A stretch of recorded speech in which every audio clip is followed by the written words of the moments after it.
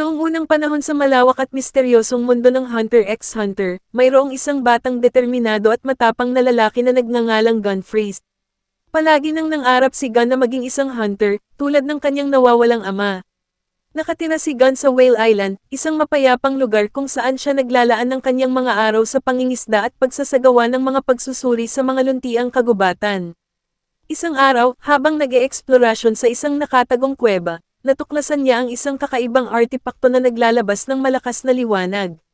Nalito ng kanyang kakaibang katangian, nagpa siya si Gun na simulan ang kanyang paglalakbay upang hanapin ang kanyang ama at maging isang hunter.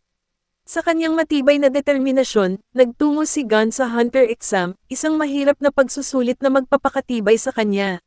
Sa kanyang paglalakbay, nakilala niya ang iba pang mga aspiranteng hunters, bawat isa sa kanila ay may kani-kanilang natatanging kakayahan at mga layunin. Kasama nila sina Kurapika, isang binatang naghahangad ng paghihiganti para sa kanyang tribo, Leorio, isang mag-aaral ng medisina na may pusong mabuti, at Kalua, isang bihasang asasin na may kahabag-habag na nakaraan. Sa pagharap ng grupo sa maraming hamon at hadlang sa panahon ng pagsusulit, nabuo nila ang isang matibay na samahan at naging malalapit na mga kaibigan.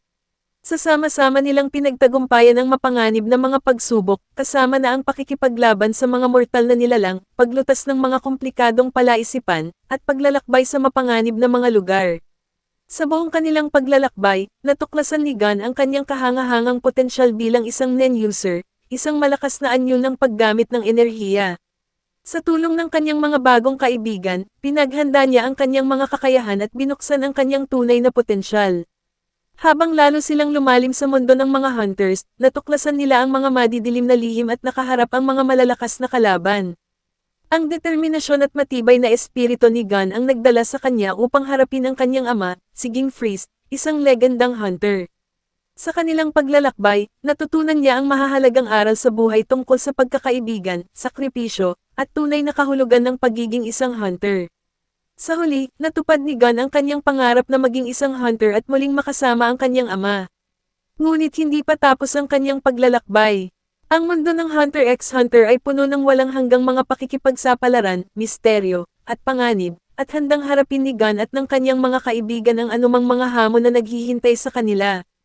At sa gayon, patuloy ang kanilang kwento, habang sila ay nagsisimula ng mga bagong misyon, nakakaharap ang matitinding kaaway, at nagbubuo ng panghabang buhay na mga samahan. Kasama nila, sila ay mag-iiwan ng kanilang marka sa mundo ng mga hunters, na magbabago ng takbo nito magpakailanman.